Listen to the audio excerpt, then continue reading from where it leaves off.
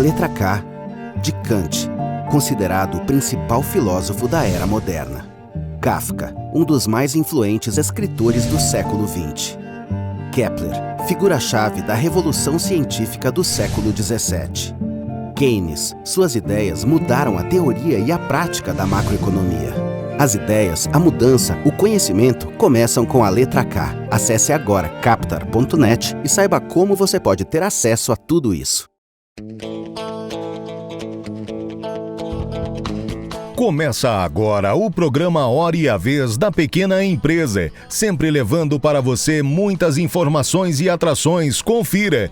O economista Alexandre Chaia fazendo projeções econômicas para o próximo ano.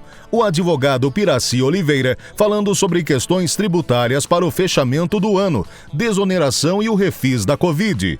O advogado tributarista Mário Franco falando sobre o Supremo Tribunal Federal e o ICMS na conta de energia.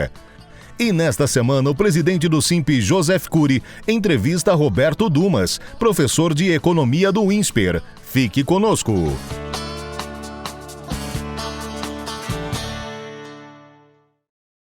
Olá!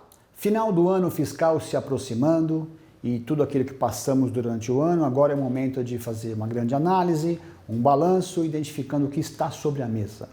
Muito bem, a reforma tributária tão discutida nesse programa ficou para o ano que vem.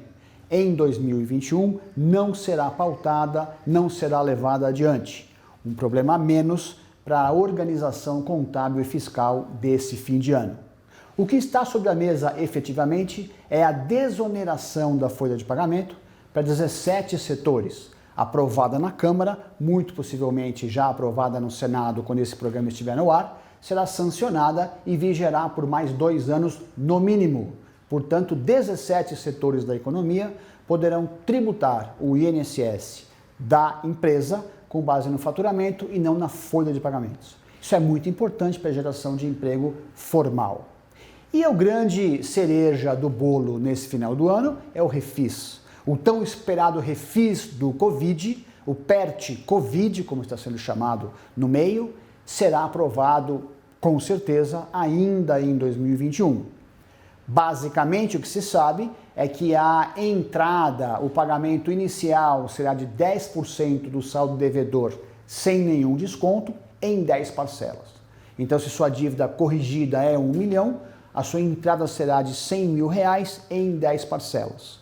Depois disso, serão feitos os abatimentos com base na lei que será aprovada, 80% de encargos na média, e esse saldo devedor será então parcelado em até 145 vezes. Algo muito aguardado pelos empresários, especialmente os que fazem parte desse grupo. O refis será uma grande ferramenta de gestão de fluxo de caixa e de reorganização da vida tributária dos contribuintes. Fique atento, essas 2 regras serão publicadas de agora até o fim do ano e terão enorme repercussão já no primeiro dia de 2022. Até o próximo programa.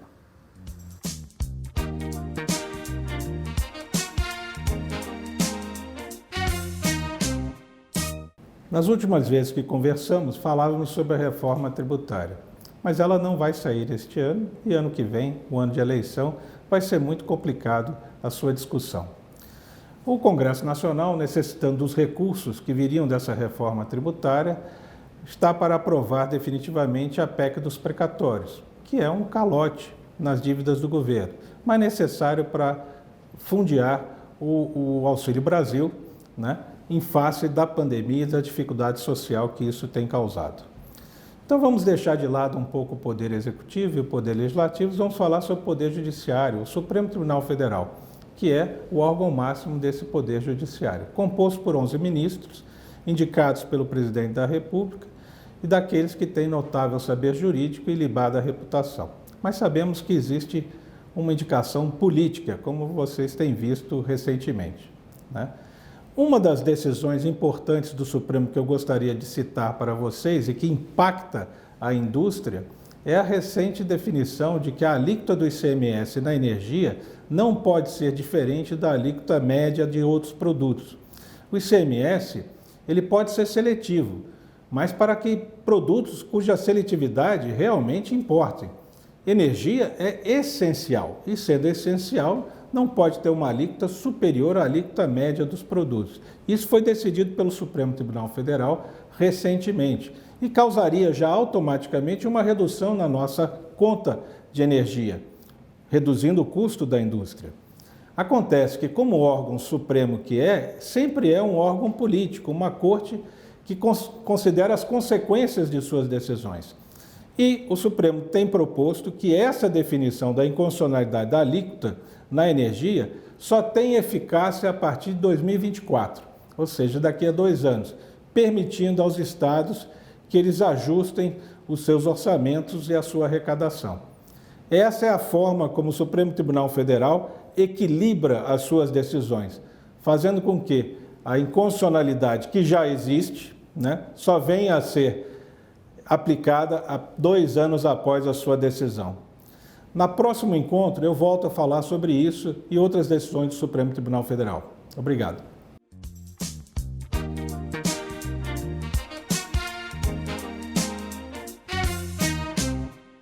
Em 2022 será um ano bastante complexo para pequenas e médias empresas, porque o ano eleitoral, ele em geral já é um ano mais complicado e o Banco Central está subindo a taxa de juros e com isso vai dificultar ainda mais a parte de crédito, a retomada do crescimento.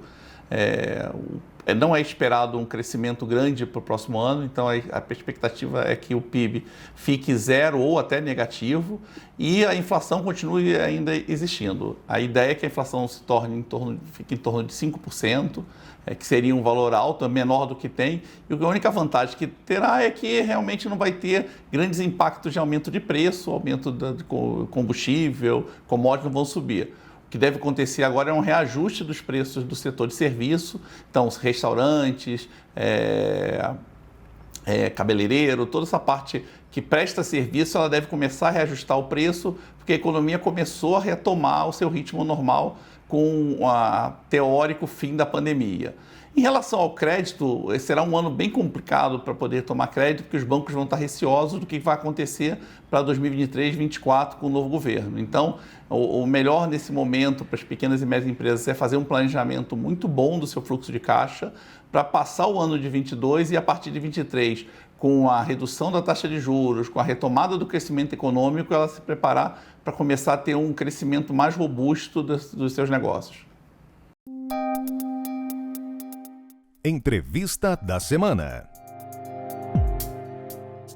O nosso convidado de hoje é o professor Dr. Roberto Dumas, professor de Economia do INSPER. É um prazer tê-lo conosco. É um prazer estar aqui novamente, doutor Cury. Prazer. Nos conte a sua avaliação, sua análise de como é o encerramento de 2021.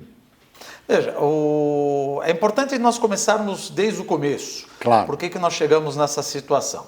O que aconteceu em 2020 e 2021 que ficou bastante evidente? A pandemia nada mais foi do que um choque de demanda e oferta. Sim. Todo mundo parou. Aqueles que queriam comprar e quem queria produzir. Quando começamos a voltar na produção, a voltar e abrir o comércio, aquela demanda reprimida, ela foi com tudo em cima da oferta. Mas todo mundo ficou em casa, até os países asiáticos. Então aquela demanda reprimida não teve encontro de uma oferta que estava suprida. Sim. Então você teve no mundo inteiro, inclusive no Brasil também, uma inflação de oferta.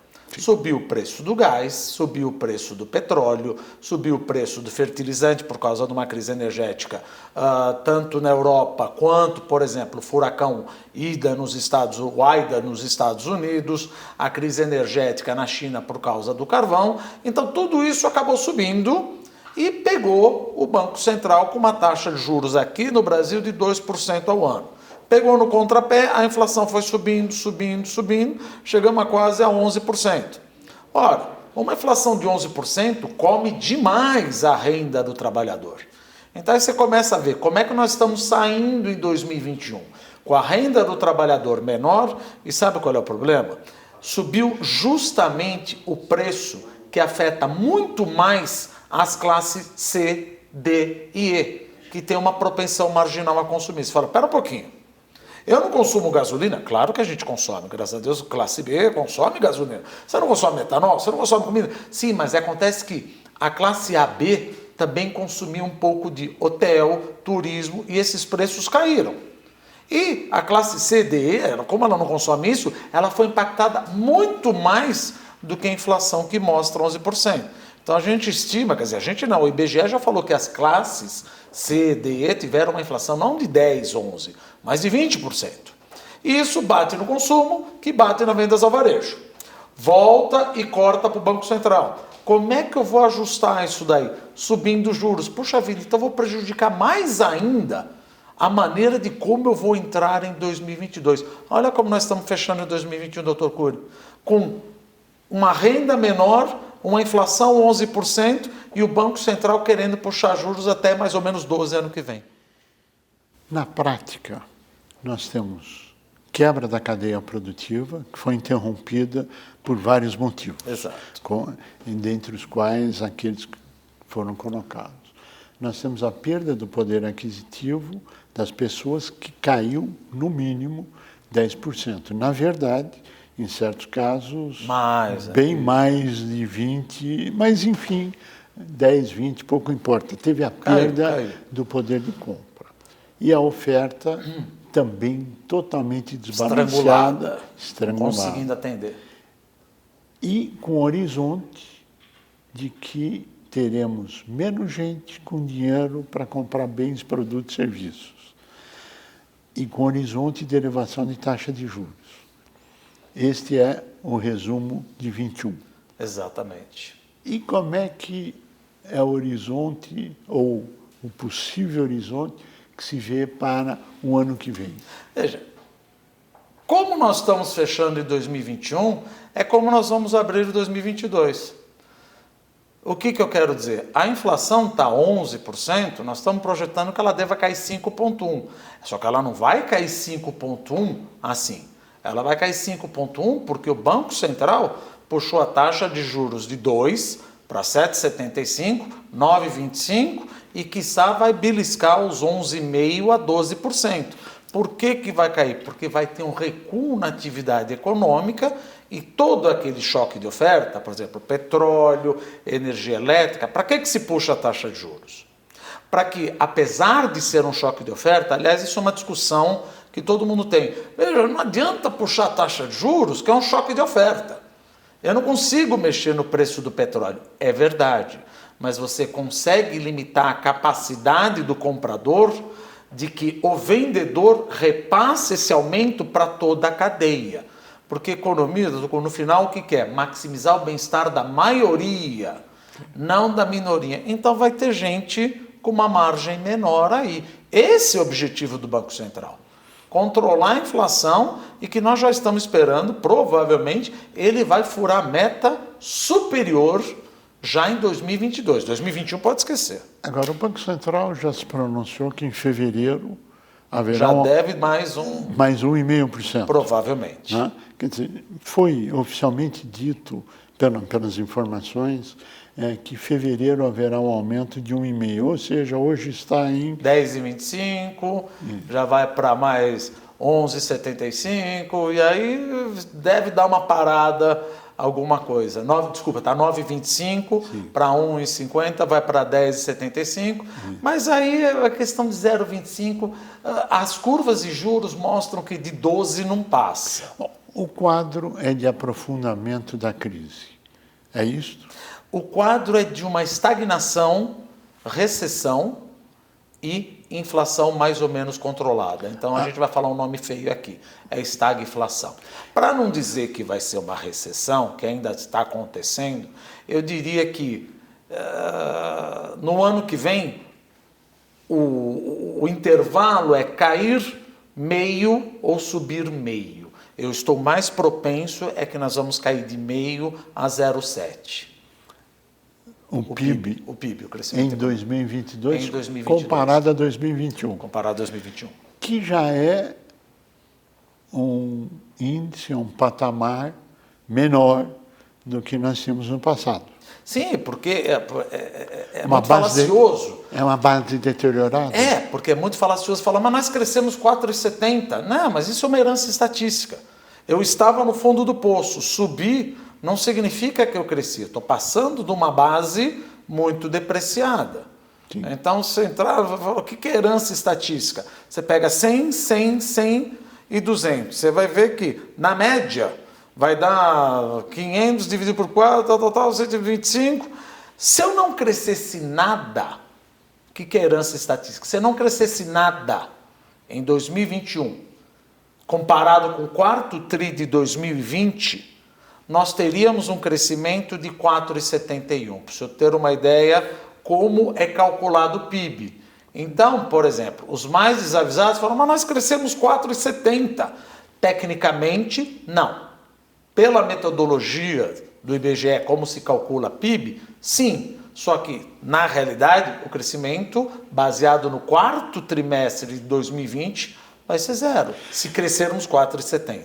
Quando se fala da crise que nós estamos vivendo, é uma oportunidade para investimento internacional ou, em função de ser um ano eleitoral, os recursos internacionais estarão aguardando oportunidades na sua avaliação? Eu sempre gosto de pensar, não como economista, assim como fico olhando de fora, eu gosto de olhar de dentro. Sim. Como é que é olhar de dentro? Veja, se eu fosse um investidor internacional, eu fico pensando, eu falo, quem vai ser o próximo presidente?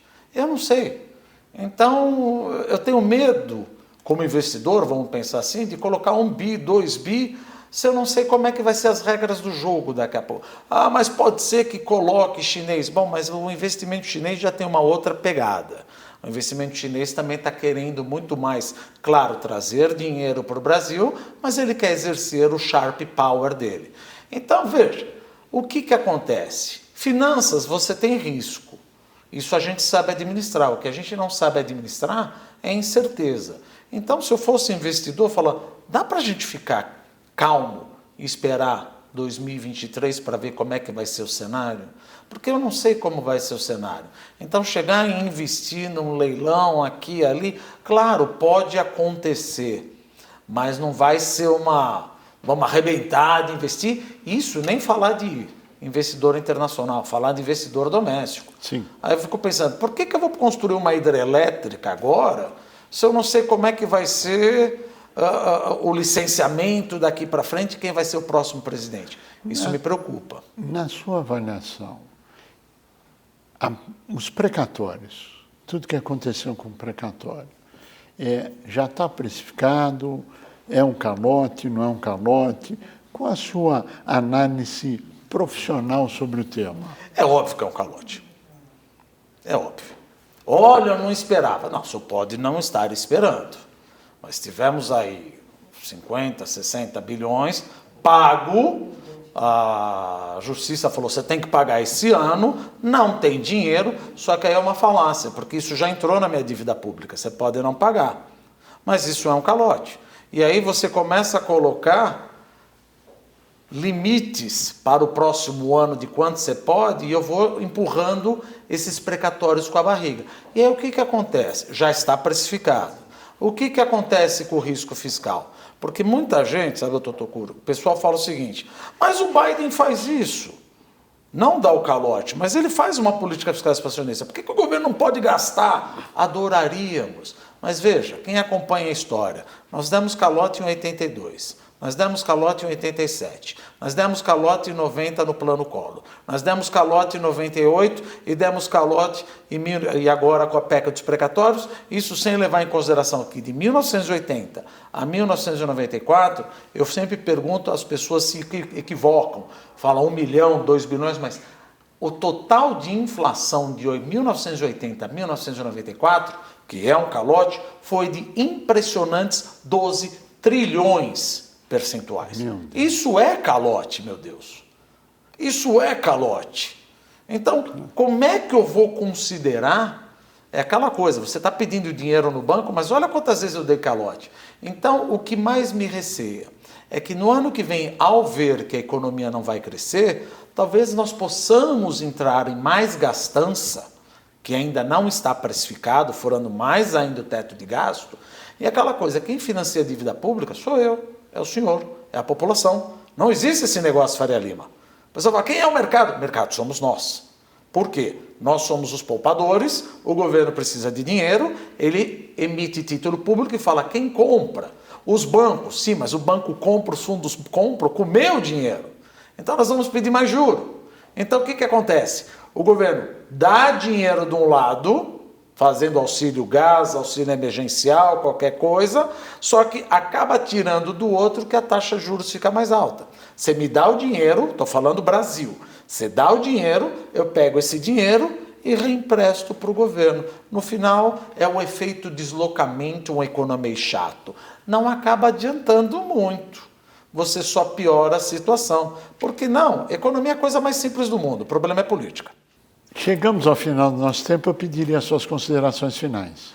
Pensando bem, porque no final das contas tudo é economia e tal, mas o que a gente poderia fazer como empresário? Olha, ano que vem é um ano desafiador. É um ano desafiador. Existem operações que alguns bancos podem fazer, existem operações, nem banco, mas vamos pensar, operações de mercado de capitais, desmobilizar. O que é desmobilizar? Porque tem muita empresa imobilizada e você tem alguma estrutura de mercado de capitais que você pode vender essa empresa ou vender esse parque industrial e alugá-lo. Ou seja, você limpa o seu balanço, paga as suas dívidas, fica com um balanço melhor. É importante que a gente sempre fala que a empresa tenha absolutamente consciência de qual é a missão dela. A missão dela, por exemplo, um transportador, que é uma transportadora, a missão dela não é se mobilizar e comprar caminhão. A missão dela é transportar.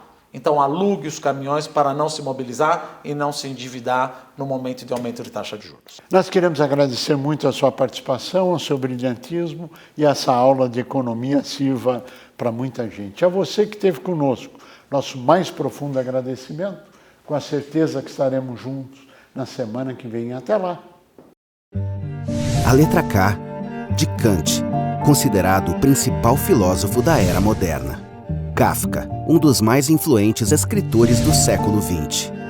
Kepler, figura-chave da revolução científica do século XVII. Keynes, suas ideias mudaram a teoria e a prática da macroeconomia. O caminho para o sucesso começa com a letra K. Acesse captar.net e descubra tudo sobre esse caminho.